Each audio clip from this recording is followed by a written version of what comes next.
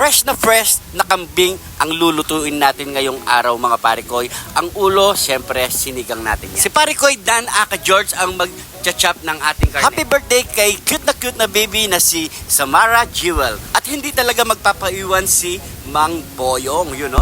At syempre, antayin lang natin tumahiwa lahat ni Boss Dan aka George. So yan mga pare koy, salamat din po pala kay Kaponi. Yeah. Gusto ko lang i-shoutout si Jen Liwanag at kay Judy Ann Ibanez ng Kuwait. At maraming salamat po sa mga bagong followers natin dyan mga parikoy.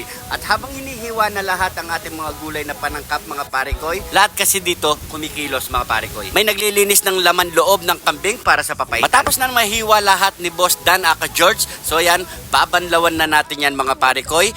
Pakabanlaw lang natin to ng maigi mga parikoy. At tapos natin itong banlawan mga parikoy, syempre, isa-set aside na natin yan. Patiktikan lang muna natin yan mga parikoy.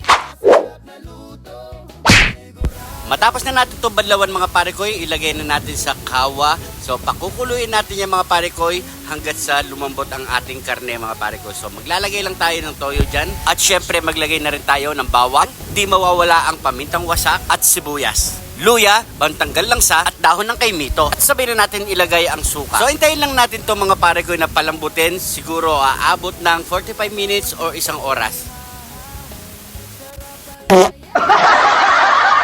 Abala na naman si parikoy Dan aka George. So gumawa nga pala si Kaboni ng kinilaw na pusit. Yun no, grabe. First time ko lang ito titikman mga parikoy. Try natin yan. Yun no. Mukhang masarap nga yan mga parikoy. Yun no, sausaw mo muna sa suka na maraming sibuyas at gadat ni Jun TV.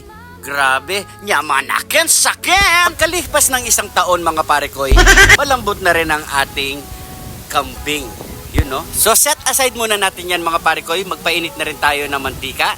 At ipipirito na natin una ang ating patatas at carrots mga parikoy. Kapag naprito na yan, pwede na natin yan i-set aside mga parikoy.